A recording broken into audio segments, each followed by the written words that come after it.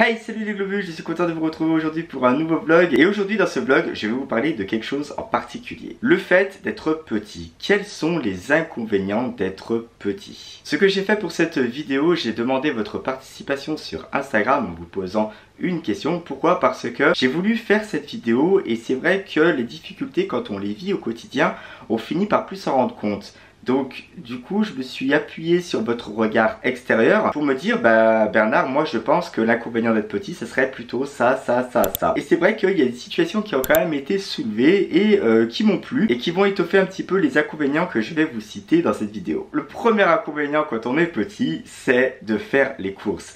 Faire les courses, c'est une vraie galère. C'est-à-dire que entre le caddie et attraper des choses en hauteur, c'est toute une histoire. Pourquoi? Parce que déjà quand on est petit, on a toujours la malchance de vouloir les produits qui se trouvent en hauteur. Forcément, je vous le dis, hein, les paquets de dinosaures, à chaque fois, ils sont en hauteur. À chaque fois, je suis obligé de demander de l'aide à quelqu'un pour pouvoir me descendre quelques paquets. Il y a aussi l'inconvénient des congèles. Alors maintenant, la plupart des congèles se trouvent sous forme de placards que vous pouvez carrément ouvrir.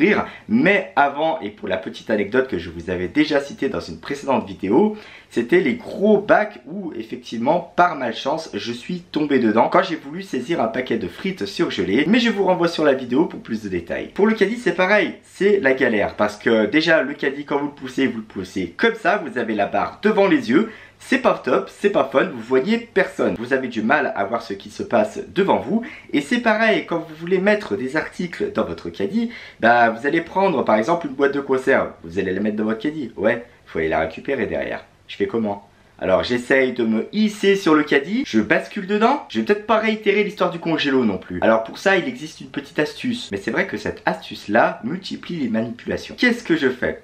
Je prends un sac, je l'ouvre, je commence à le remplir et ensuite je le pose dans mon caddie. C'est-à-dire que les courses seront déjà présentes dans des sacs qui sont beaucoup plus hauts avec les anses. Et donc j'aurai juste à prendre les anses du sac pour pouvoir le surélever du caddie. C'est un peu la galère aussi si le sac est long. Mais après j'ai tout à vider sur le tapis roulant de la caissière. Et c'est bon, on n'en parle plus. L'autre inconvénient dont je vous parle toujours sur mes vidéos, c'est s'habiller. Quand j'achète des t-shirts à manches courtes, ça va. C'est tranquille, il n'y a pas besoin de refaire quoi que ce soit. Par contre, quand c'est des pantalons, quand c'est des sweats, quand c'est des chemises, etc., les pantalons sont toujours trop longs. Les manches des chemises sont beaucoup trop longues. Et donc, je suis obligé de passer par ma tante qui, et j'ai beaucoup de chance de l'avoir, me refait tous mes vêtements. C'est-à-dire qu'elle va me raccourcir mes pantalons, elle va me raccourcir les manches de mes blousons, de mes vestes, de mes sweats, de mes chemises. Et vraiment, j'ai une chance incommensurable parce que sans elle, 1, je ne pourrais pas forcément m'habiller. 2, je devrais faire appel à une couturière à des tarifs exorbitants. Si je dois payer en plus le raccourcissement de toutes mes fringues, alors là, je m'en sors plus. L'avantage, c'est d'acheter des shorts. Voilà, comme ça, il n'y a rien à refaire. Short, t-shirt toute l'année. Le problème, c'est qu'en hiver, on va se les cailler. Une chose qui a été soulevée de votre part sur Instagram, c'est les concerts. Dans la fosse, comment ça se passe? J'y vais jamais. Non, les concerts pour moi c'est tout juste pas possible. Dans la fosse, vous imaginez même pas, vous oubliez tout de suite. Pourquoi? Parce que dans la fosse, dans une fosse, les gens sont complètement tassés. Moi personnellement, je verrai pas la scène. J'arrive au cul des gens, c'est juste pas possible. Alors si en plus il y en a un parmi tant d'autres qui lâche une perle, je suis le premier à perdre connaissance. Non, et puis même, se retrouver comme dans une boîte à sardines, dans une foule, non, c'est tout juste pas possible. Je vais manquer d'oxygène, je vais être complètement comprimé, je vais pas me sentir bien. Donc pour moi, les concerts généralement c'est en place assise. Par contre, ça m'empêche pas de me lever et de danser pour m'ambiancer, hein. Une autre chose aussi que je vous ai déjà parlé dans une vidéo, c'est conduire une voiture. L'inconvénient quand on est petit, c'est qu'on ne peut pas forcément conduire la voiture qu'on veut. On est obligé de passer par une adaptation et du coup ça soulève un problème, c'est-à-dire que on est obligé d'acheter une voiture, la faire passer par la case adaptation et heureusement que ça existe, heureusement que la technologie a fait des gros progrès là-dessus. Merci encore une fois à Andy Drive qui a équipé tous mes véhicules. Franchement, allez les voir, ils font un boulot de dingue. C'est tout juste top. D'ailleurs, je vous les recommande si jamais vous êtes une personne en situation de handicap, que vous cherchez une entreprise pour faire adapter votre véhicule. Franchement, allez-y les yeux fermés, vous allez être surpris. Je parle des voitures, mais je vais rebondir aussi sur tout ce qui est parc-mètre, péage. C'est la merde! C'est la merde. Pourquoi? Parce que déjà dans un premier temps, pour un parc-mètre, et encore, il y en a qui ont été un petit peu baissés, il y en a qui sont un petit peu plus à notre hauteur. Mais par contre, quand vous êtes à une entrée de parking, que vous avez la barrière quand vous êtes à un péage, que vous avez la barrière, il faut prendre un ticket. Et généralement le ticket, moi je suis obligé de sortir complètement par la vitre de la bagnole pour pouvoir appuyer sur le bouton, tirer le ticket, et c'est la même chose pour payer. Je sors par la vitre, je mets le ticket, je mets la carte bleue, etc. etc. Aujourd'hui, il existe le télépéage. Merci pour cette super invention. Un autre inconvénient aussi quand on est petit, quand on a des petites jambes, c'est qu'on se fatigue beaucoup plus vite que tout le monde. Pourquoi? Parce que là où j'ai un pote qui va mesurer 1m80, qui va faire une foulée, moi je vais devoir en faire 2 ou 3. Donc du coup, on marche pas forcément à la même vitesse. Moi, je vais traîner un petit peu derrière et j'ai toujours ce sentiment de ralentir les potes en fait quand on sort. Et ça, c'est un peu chiant. Bon, j'ai des potes qui adaptent leur marche à la mienne, qui marchent un petit peu plus lentement. Donc ça, c'est cool. Merci les potos, hein, c'est très gentil. Et c'est vrai que oui, effectivement, là où j'ai des potes qui vont marcher pendant toute une journée à Disneyland, par exemple, on va marcher pendant 10 km, leur fatigue sera pas la même que la mienne. Voilà, eux, ils vont rentrer, ils vont juste dire je suis fatigué. Moi, généralement, je suis sur les rotules, je prends une douche, je vais me coucher. Hein. Mais bon, j'ai été à Disney. Ça c'est pas grave. On parle de Disney, on va rebondir sur les attractions. Oui, il n'est pas forcément possible de faire toutes les attractions qu'on veut dans des parcs d'attractions. Et ça c'est chiant. Pourquoi? Parce que, et encore je m'estime heureux, à Disneyland la seule attraction que je peux pas faire, c'est Indiana Jones. Il faut faire 1m40 pour faire cette attraction. Il me manque 10 cm.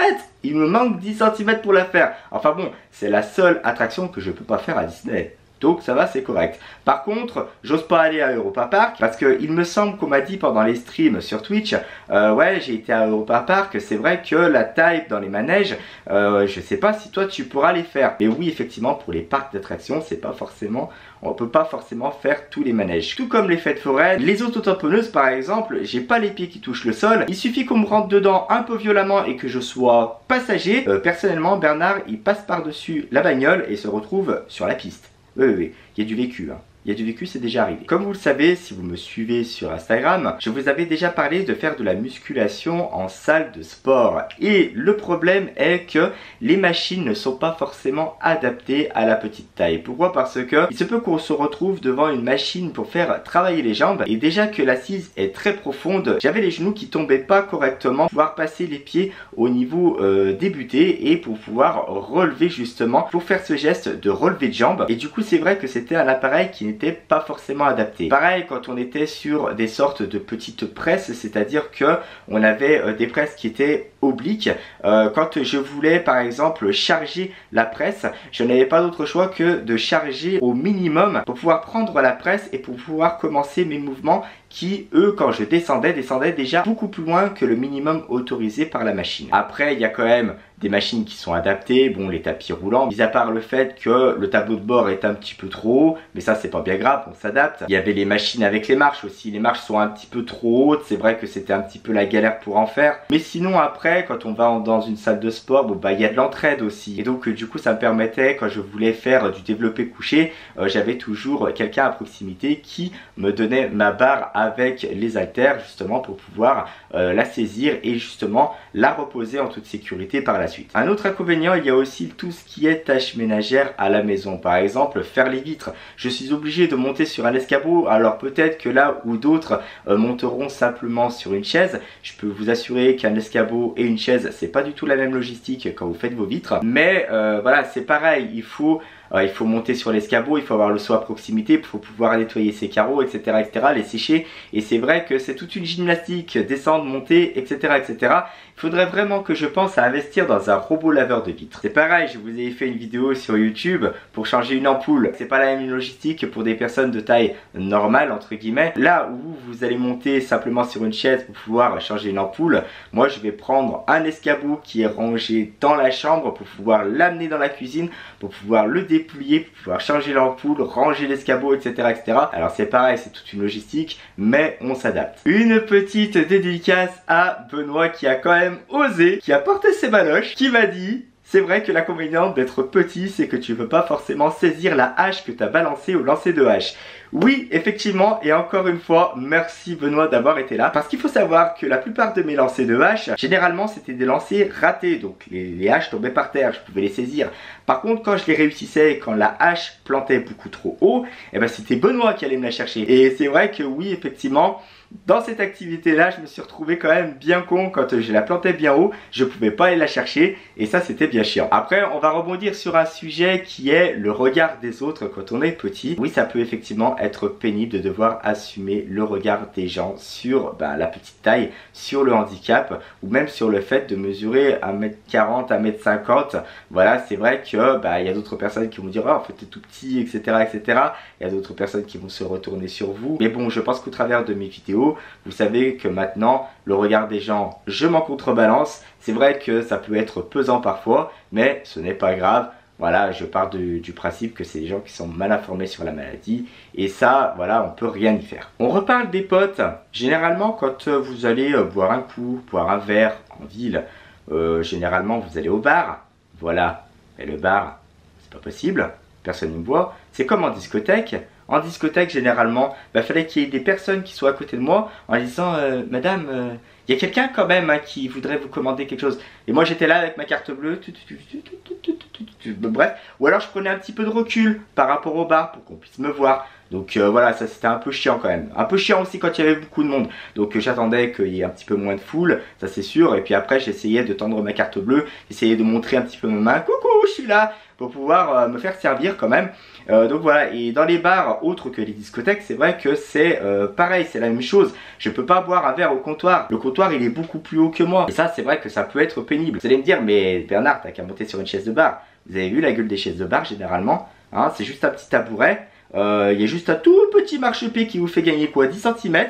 Donc ça c'est bien la merde. Je préfère à la limite qu'on m'apporte ma consommation sur une table un petit peu plus reculée plutôt que de devoir essayer d'escalader une chaise de bar et me casser la gueule derrière. Je viens de parler de tabouret de bar, mais il y a aussi les chaises. Parce que il y a beaucoup de gens qui ne comprennent pas pourquoi les chaises pour les personnes de petite taille sont inconfortables. Je vais vous expliquer pourquoi et je vais vous mettre ça en situation. Il faut savoir qu'une personne qui est beaucoup plus petite a les membres donc beaucoup plus courts. Les jambes donc sont beaucoup plus courtes. Par contre, sur des chaises dites standards, la profondeur d'assise est quand même très grande. Elle est prévue pour quelqu'un de normal.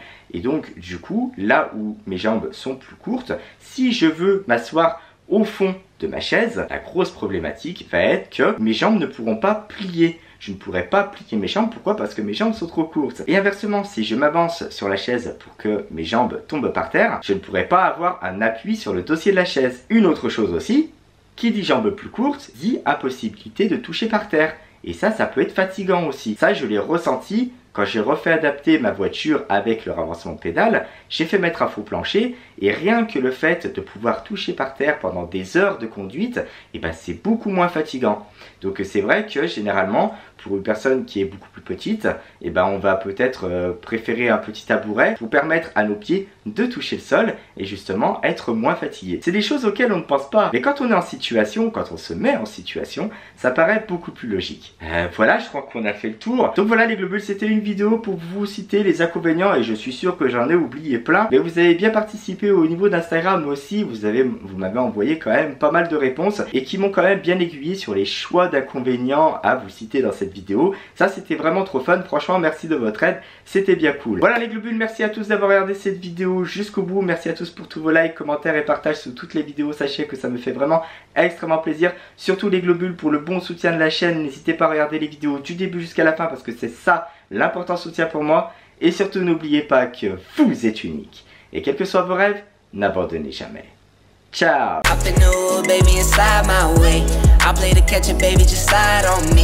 Only time you lie is when you lie on me. Be my forever, baby, come ride my wave. Hop in new, baby, and slide my way. I play the catcher, baby, just slide on me. Only time you lie is when you lie on me. Be my forever, baby, come